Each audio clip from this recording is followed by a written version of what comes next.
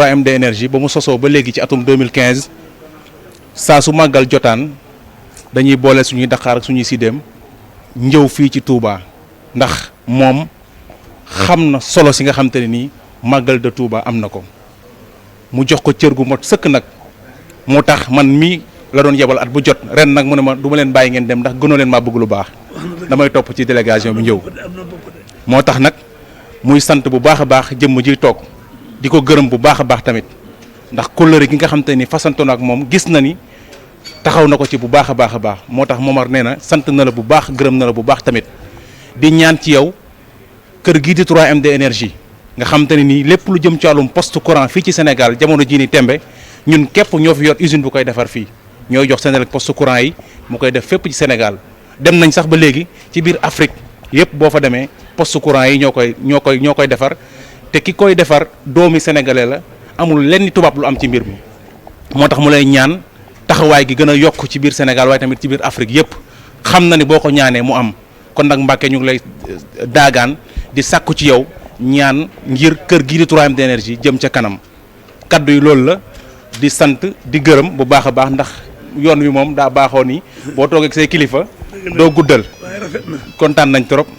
jërëjëf Mbàkke ne mi ngi leen di delloo nuyoo bu baax di ko teg ci loxol sëñ Mamar Diouf mi nga xam ni mooy seen directeur général ne ànd ak nag doomam sëriñ Cheikh Abdou Mbacké moom sëñ Tuubaa Mbacké moom sëñ Modou Yonni ne moom kat mooy sa bunt ci dëkk bi di sa bunt ci moom ne dañ laa bëggoon a téye sax nga yendoog moom waaye daf ko wax ne ko kat dama la ko yóbbu ba sama kër ne ñi sëñ bi ma jàppalee la ko ci liggéey bi waaye waajaloon nañ la ay añ kon ñu ngi leen di delloo nuyoo bu baax ne di la santaat di la gërëm ci sa taxawaay ne yow kat jàmbaar nga ne yàlla dafa def mu bokk ci ñi nga xam ni lu néew la ci réew mi ndax turki la jànge jàng fa xam-xamu énergie bii ñuy wax waaye mu am taxawaay ak yitte ak jom ne ba indi ko Sénégal taxawal ko fi ne di defar courant ne poste yëpp ci dëkk bi ne moom mii moo koy jox waa Sénélec te Sénégal gii la koy defaree ne kon kat loolu ndam la ci réew mi waaye ndam la ci yoonu murit